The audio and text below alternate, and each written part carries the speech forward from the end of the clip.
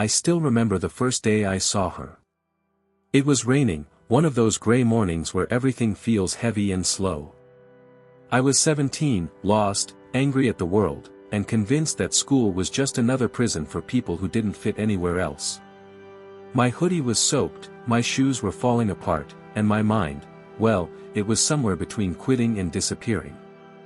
She walked into the classroom like she belonged to another world. Not the kind of world made of rules and grades, but one made of light.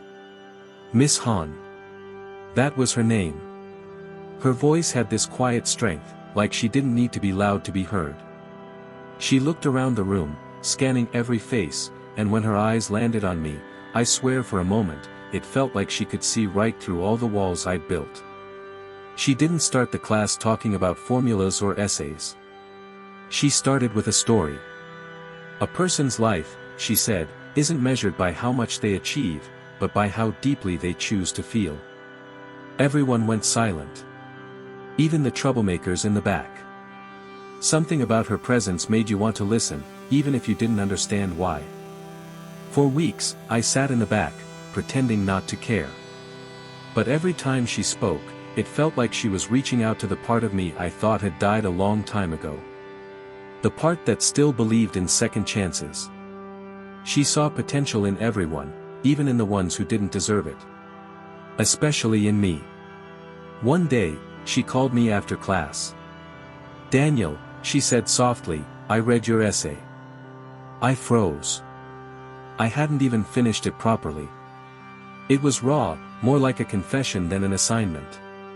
It wasn't what I asked for, she continued, but it was honest. Painfully honest. "You wrote about your father." My chest tightened. I hated that subject. My father had left when I was 12, and ever since then, my life had been a series of wrong turns. "I don't usually give advice," she said, "but I want you to keep writing. Don't run from your pain. Turn it into something beautiful." That night, for the first time in years, I didn't drown in music or distractions. I wrote. 4 hours. About everything. The anger. The loneliness. The fear of becoming someone I hated. And when I finished, I felt lighter. From that day on, I started to look forward to her class. Not because of the grades, but because she made me feel seen. She believed that everyone carries a story worth telling, even if the world doesn't want to hear it. I began to stay after class, helping her organize books, pretending I just wanted to kill time, but deep down, I just didn't want the day to end. Sometimes we'd talk about life, about choices, regrets, and how people often hurt others just to avoid being hurt themselves. She listened without judgment. And somehow, that changed me. There was one afternoon I'll never forget. The sky was golden, the kind of light that makes everything look softer. She asked, "Do you ever think about your future?" I laughed bitterly. "I don't think I have one." She smiled. "Everyone says that before they find their reason." "And what was yours?" I asked. "To remind people that they're still capable of change," she said, "no matter how broken they think they are." Those words stayed with me. No matter how broken they think they are. Weeks turned into months, and her class became my sanctuary. I started improving, not just in school, but in the way I carried myself. I began to believe that maybe, just maybe, I could be someone better. Then came the day of the school exhibition, a writing showcase. She insisted I participate. I refused, terrified of exposing too much. But she didn't give up. "You have a voice, Daniel," she told me. "And the world needs to hear it." I didn't sleep that night. My mind was a war zone. But the next morning, I stood on that stage, hands shaking, voice trembling, and read my piece. It was about forgiveness, about my father, about myself, and about the teacher who reminded me that light can exist even in the darkest corners. When I finished, the room was silent for a moment. Then, applause. Real, loud, and raw. Miss Han was in the front row, tears in her eyes, clapping like I had just won the world. After the event, she hugged me, something teachers weren't really supposed to do, but in that moment, it wasn't about rules. It was about recognition. About two souls who'd found something pure in a place built on indifference. "You did it," she whispered. "You told your story." That was the night everything changed. I started writing more, dreaming more. She became more than a teacher. She became my compass. But life has a way of testing the things we care about most. One Monday morning, she didn't show up. We waited. Then the principal entered, holding a folded piece of paper. His voice broke slightly as he spoke. "Miss Han won't be teaching for a while," he said. "She's dealing with a personal matter." The room buzzed with whispers. I felt my stomach drop. That afternoon, I went to the teacher's office, but she wasn't there. Days passed, then weeks. Nothing. Until one evening, I saw her sitting alone in the park near the school. Her hair was tied back, but she looked different, fragile, smaller somehow. I hesitated before walking up to her. "Miss Han." She looked up and smiled faintly. "Daniel. You found me." I sat beside her, unsure what to say. She looked at the lake, her reflection trembling in the water. "I lost someone," she said quietly. "My mother." Her voice cracked, and for the first time, I saw the pain behind her calm eyes. "I always tell my students to turn pain into beauty," she whispered, but I didn't realize how hard that really is. I didn't know how to comfort her. But then I remembered her own words, that sometimes, being there is enough. So, I just sat with her. We didn't speak much. But silence can say a lot when it's shared with someone who understands. That evening changed our dynamic. She wasn't just my mentor anymore, she was human. And seeing her like that made me realize how strong she truly was. When she returned to school, she carried herself differently. Softer, but more real. Her lessons became more personal. She talked about grief, love, hope. And for every student in that room, those words became lifelines. During one of her classes, she said something I'll never forget. "The people who teach us the most aren't always in books. Sometimes, they're the ones who walk beside us when we're lost." At that moment, I knew she was talking about her mother. But deep down, I also felt like she was talking to me. I wanted to do something for her, something that would make her proud. So, I started a small blog. I called it The Lessons She Taught Me. I wrote about kindness, resilience, and how one person can change another's entire direction. I didn't tell her about it at first. It felt too personal. But one day, she found out. She came to me after class, holding her phone, smiling through tears. "You wrote this?" I nodded, embarrassed. "Daniel," she said, "you have no idea what this means to me." That night, she shared the blog on social media, writing, "Sometimes, teachers don't realize the impact they make until someone reminds them." The post went viral. Thousands of people commented, sharing their own stories of mentors who changed their lives. That was when I realized, she didn't just teach me about literature or writing. She taught me about humanity. About the quiet power of compassion. Years later, when I graduated, she handed me a small box. Inside was a fountain pen. Engraved on it were the words, "Keep telling the truth." She smiled and said, "You'll need it." I didn't understand then, but I do now. Because that was the beginning of the rest of my life.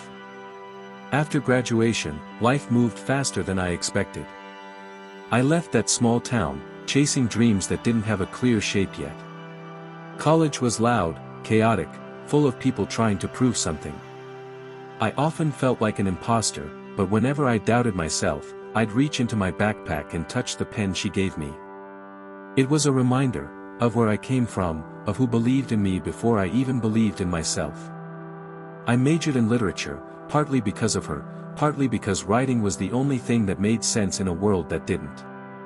My essays started winning small contests, my short stories got published online, and professors noticed my voice, honest, sometimes too raw, but authentic. One evening, after a seminar, a classmate asked me, "Where did you learn to write like that?" And without thinking, I said, "From someone who taught me more than just words." I thought about Miss Han often, wondering how she was, whether she still taught, whether she knew the ripple she had caused. I promised myself I'd visit her someday. But life kept happening, deadlines, work, relationships that came and went like seasons. I kept postponing the visit, always telling myself next month, maybe next summer. Then one day, everything changed. It was a rainy afternoon, the kind that reminded me of my first day in her class. I was cleaning my old desk when I found the box she'd given me. Inside was the pen, and beneath it, folded neatly, the note she'd written years ago. To remind you that words can heal. I don't know what came over me, but I decided right then, I had to see her. The next morning, I drove back to my hometown. The streets looked smaller, almost frozen in time. The school was still there, though the walls were a little more faded, the gates a little rustier. I walked through the halls, my footsteps echoing. A young teacher looked up and smiled. "Can I help you?" "I'm looking for Miss Han," I said. Her expression softened. "You mean Mrs. Han now? She retired last year." Something inside me sank. "Do you know where she lives?" She nodded, scribbling an address on a piece of paper. "She doesn't live far. She still comes by sometimes, to help with the writing club." When I reached her house, it was exactly what I imagined, small, filled with plants, wind chimes hanging from the porch. I knocked on the door, nervous, like I was 17 again. When she opened it, my breath caught. Her hair was grayer, her eyes softer, but the warmth, it was the same. "Daniel," she said, her hand covering her mouth. "Is it really you?" I smiled. "It's me, Miss Han." We both laughed, awkwardly at first, then genuinely, like no time had passed. She invited me in, poured tea, and we talked for hours. About everything. My career, her retirement, the students who still wrote to her. She told me she'd read some of my stories online. "I knew you'd find your way," she said. "You always had something to say." I told her the truth, that every word I ever wrote carried a piece of her in it. She got quiet for a moment, then smiled faintly. "Teachers dream of hearing that, you know. That maybe, somewhere, they made a difference." I looked around her living room. There were stacks of books everywhere, photos of old students, and one framed article, "The Lessons She Taught Me." My blog post. She had printed it. I felt my chest tighten. "You kept this?" She nodded. "Of course." It reminded me that even small acts matter. We talked until sunset, and when I stood to leave, she said, "Daniel, promise me something. Anything. Never stop teaching others what you've learned, about kindness, about forgiveness. The world needs more of that." I promised. A few months later, I published my first book. It wasn't about fame or ambition, it was about stories like hers. About ordinary people who change lives without even realizing it. I titled it "She Taught Me About Life." When it came out, I mailed her a copy with a handwritten note, for the teacher who never stopped believing. She wrote back a week later. Her letter said, "Dear Daniel, you've done exactly what I always hoped for, you turned your pain into beauty. You've passed the light forward. That's the true measure of learning." That letter still sits framed on my desk. Years passed. My book opened doors I never thought possible. I started speaking at schools, sharing my story with students who, just like I once was, felt invisible. And every time I told them about Miss Han, I saw the same spark, that flicker of hope that maybe they, too, could change their story. One day, after a talk, a girl approached me. She looked nervous but determined. "Your story, about your teacher," she said. "It reminded me of mine. She passed away last year, but she changed me too." Her eyes filled with tears, and I just smiled softly. "She's not really gone," I said.